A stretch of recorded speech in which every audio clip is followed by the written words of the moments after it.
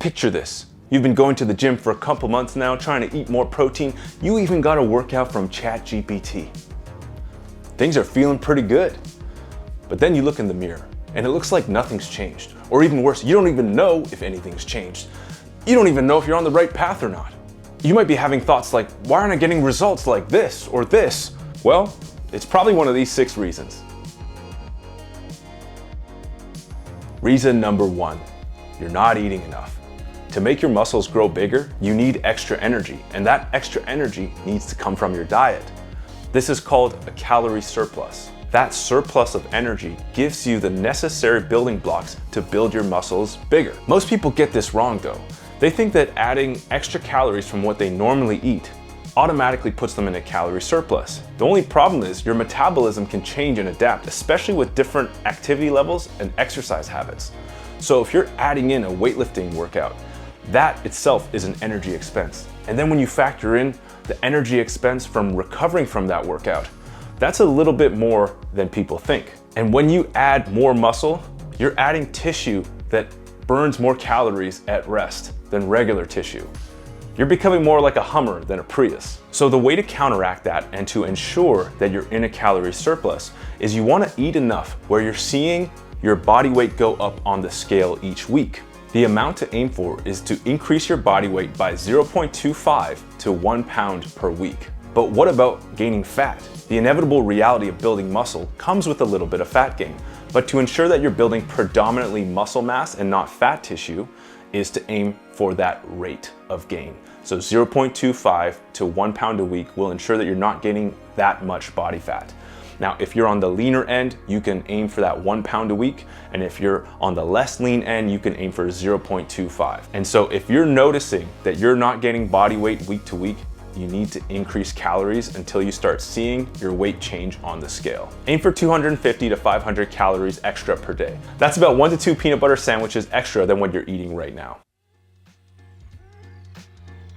Reason number 2, you're not pushing hard enough. Hey, I see you've been going to the gym regularly, and that's an accomplishment in and of itself. So give yourself a pat on the back. You'll see some strength gains, maybe some cardio gains. You might feel a bit better about your body, and exercise is really healthy. But if you're having a hard time seeing size gains, it's very possible that you're not pushing at the intensity required to force the body to adapt and become bigger and stronger. What's great with strength training is there is a very specific zone we have to get to for this to happen. And the best part is you don't have to use crazy heavy weights. We want to get close to muscle failure, specifically within 2 reps of technical failure.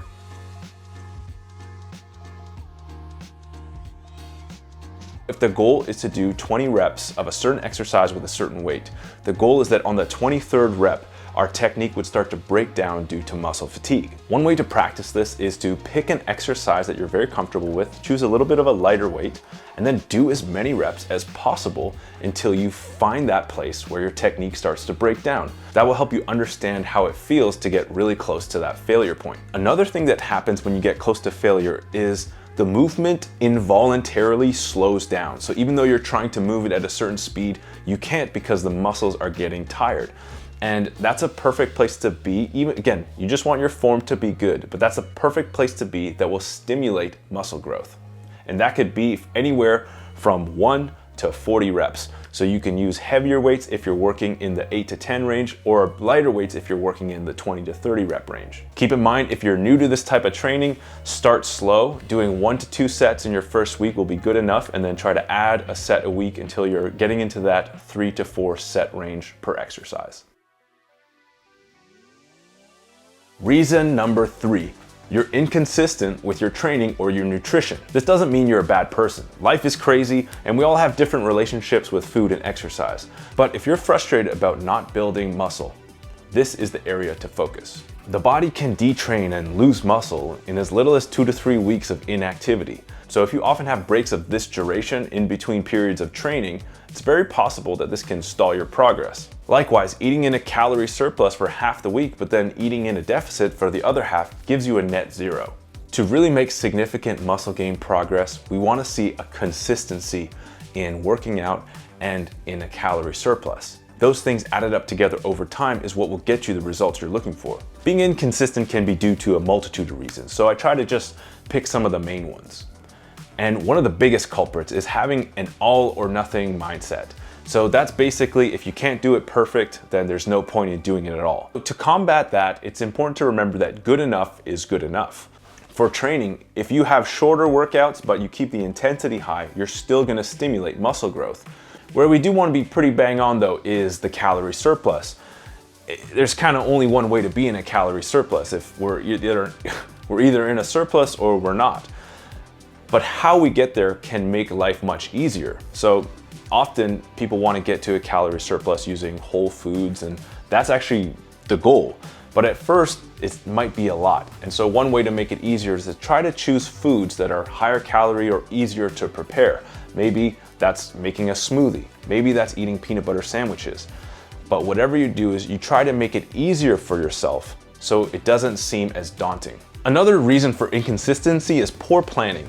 There's a lot of habits involved in doing a transformation like this and adding a workout routine into your lifestyle, eating more food, trying to get enough sleep. So one way to combat this is to block out time in your schedule where these habits live and to try to treat them almost like a job or an appointment where you're more likely going to go and do that thing. This makes it very clear to yourself where these habits live in your schedule, which makes them easier to do. That's because you don't have to think about when you're gonna do it. It's already predetermined that you train on this day at this time at this location.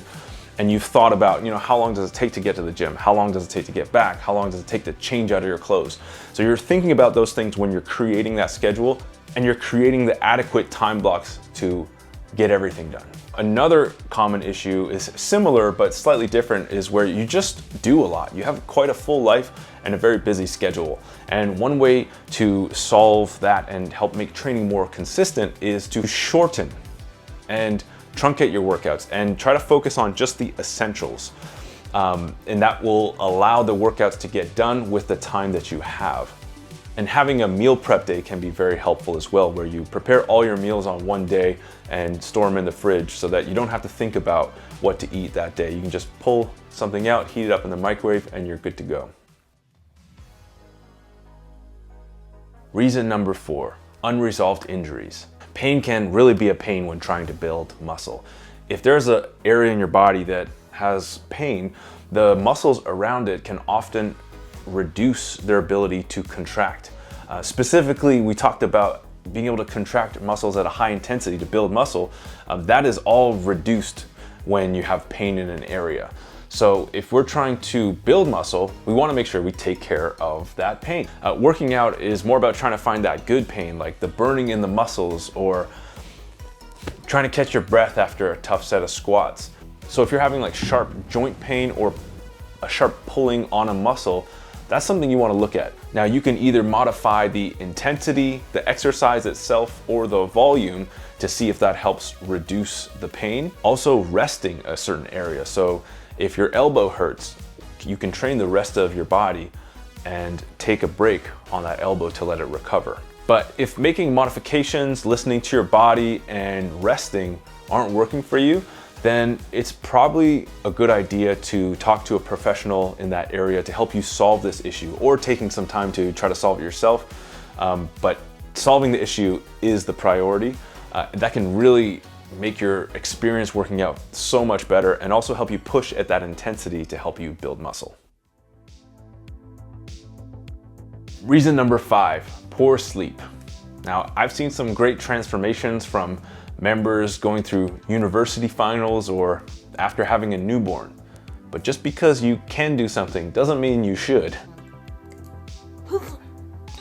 Technically, as long as you get between 5 to 6 hours of sleep a night, you should still be able to build muscle. Maybe not quite as well as usual, but still enough. You can still make progress. But if you're getting 5 to 6 hours of sleep, which is technically being sleep deprived for an adult, your energy will be lower, your impulse control won't be as good, and your ability to have the drive to push hard in the gym just won't be there. That's the greatest trouble with sleep. When you don't get enough, it makes everything else you're trying to do harder. Some of the top reasons people have a hard time sleeping are stress and anxiety and poor sleep hygiene. To improve stress and anxiety, you could do exercise, journaling, meditation, walking outside, spending time with friends, doing an activity you enjoy, time blocking and scheduling things, taking a hot shower. Stress can often make us procrastinate doing things to manage our stress, which in turn makes us even more stressed. So if you're having a really hard time managing your own stress and you've tried doing things yourself, it can be really helpful to talk to a professional in this field. Managing stress is an extremely important life skill, and so is sleep. So it is incredibly worth it to improve them. Some of the big offenders with sleep hygiene are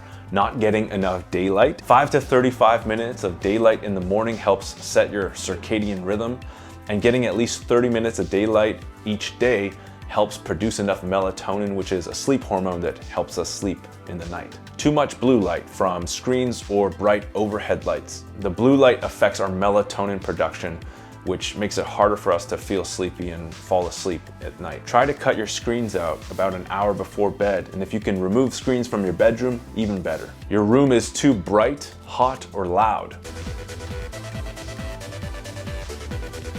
Humans sleep best in a dark, quiet, and cool environment. One tip our other co-founder Jared taught me was you want it to be so dark that you can't see your hand in front of your face. Drinking caffeine close to bedtime. Really? Caffeine is a stimulant and can stay in your system for up to 12 hours. Granted, it's not as potent in those later hours, but if you're ripping a pre-workout at 7 p.m., you can be sure you're still gonna have quite a bit of caffeine in your system if you're going to bed in that 10 to 12 p.m. range. So if you're not a night owl, this is the owl's time. Aim to stop your caffeine consumption around 1 to 2 p.m. Changing your sleep and wake times constantly. The body thrives with consistency. Even your gut has a clock. I felt this the most when I just got back from Hong Kong, which is a 15-hour time zone from where I live.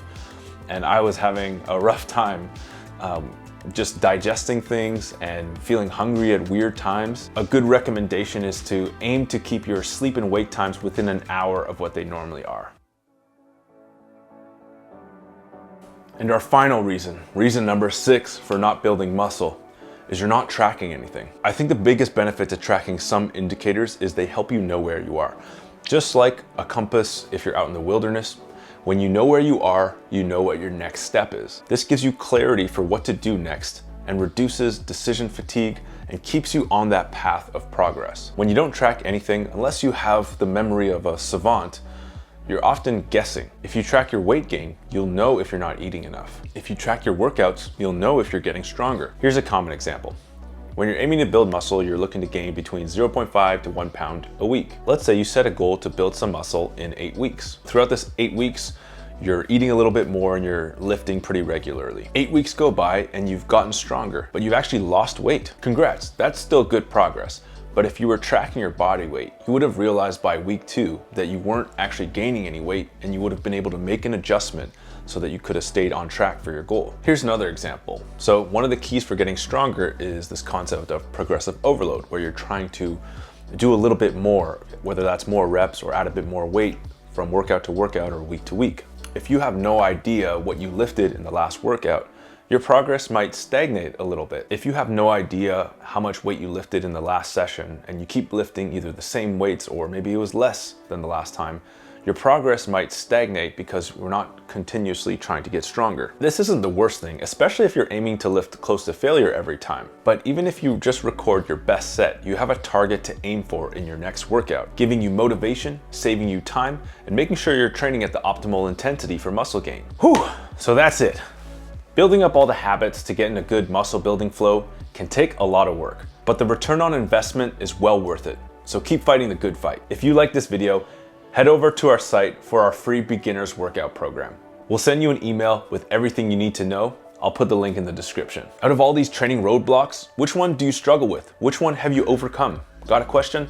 Let me know in the comments. If you want to stay up to date with our videos, click the subscribe button.